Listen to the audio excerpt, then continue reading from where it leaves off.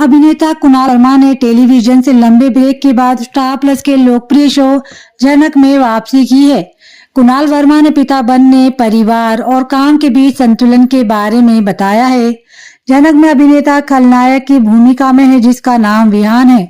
कुणाल वर्मा एक बेटे के पिता है और अभिनेता ने अपने लाडले का नाम कृषभ रखा है। और ऐसे में काम और पारिवारिक जीवन के बीच संतुलन के बारे में अभिनेता ने कहा, मेरे लिए काम महत्वपूर्ण है, लेकिन एक अच्छा इंसान बनना और अपने परिवार के साथ अच्छा समय बिताना भी उतना ही महत्वपूर्ण है।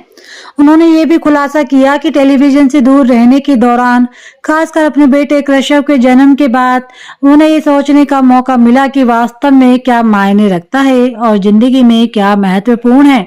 उन्होंने कहा कि मैं हमेशा घर पर बिताए गए समय के लिए आभारी रहा हूँ, यहाँ तक कि कभी कभी रसोई की जिम्मेदारी भी संभाली है। ये एक शानदार अनुभव रहा है। कुणाल वर्मा ने ये भी बताया है कि दोनों चीजों को मैनेज करना हमेशा आसान नहीं होता। मुझे कृषभ के साथ समय बिताना बहुत अच्छा और अच्छे से याद आता है, खासकर जब मैं लंबे समय तक काम पर वापस आ गया हूँ।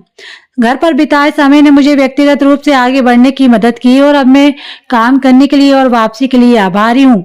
अभिनेता ने दावा किया है कि जनक के साथ टेलीविजन पर लौटने का उनका फैसला उनके बेटे के लिए खास था।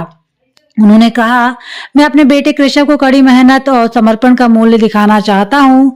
भले ही मैं कुछ समय के लिए काम से दूर था, लेकिन मैं लगातार खुद पर काम करता रहा था, चाहे वो ऑडिशन के माध्यम से हो, स्क्रिप्ट पढ़ने के माध्यम से हो या अपने कौशल को बेहतर बनाने से हो।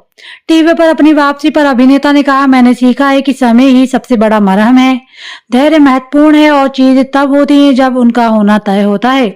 परिवार हमेशा मेरी पहली प्राथमिकता रही, लेकिन मैंने काम और निजी जीवन के बीच संतुलन बनाना सीख लिया है। कुणाल वर्मा ने जनक जैसे प्रोजेक्ट का हिस्सा बनने के लिए आभार व्यक्त किया है और पिता बनने पर खुशी भी जताई है। उन्होंने कहा, जब मैं काम पर नहीं रहा था तो जब मैं काम कर रहा हूँ, दोनों ही चरण मेरे लिए महत्वपूर्ण हैं। मैं अपने जीवन में हर चीज में अपने 100% देता हूँ, चाहे वो मेरा करियर हो या मेरा परिवार।